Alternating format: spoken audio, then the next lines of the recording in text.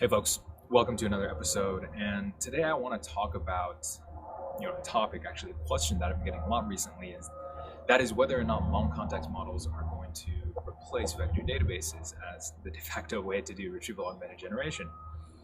And this question is even more relevant today than it was a couple months ago when Anthropic released their 100K context length model.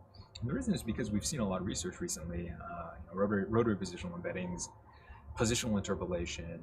We've seen a lot of research that is dedicated to extending context windows, increasing the context length for these large language models. And long story short, I'll use an analogy that I really like, which is while vector databases are like disk, right? A common term that I see used is that they're used as long-term storage or long-term memory. While they're like disk, context length is more like RAM.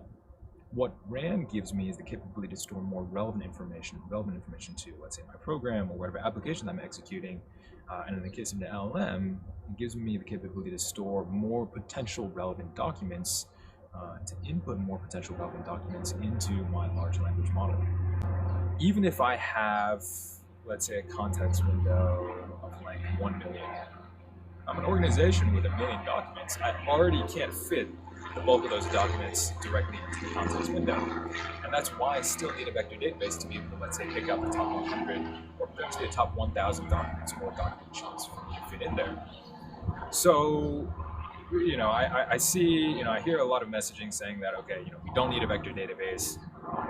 Large context lengths are more than enough for us to use. And really, quite honestly, I encourage you to do the math yourself as an organization or even as an individual to figure out whether or not that's really true. So this has been another episode. Thank you for joining, and stay tuned for another one next week. I'll see you soon.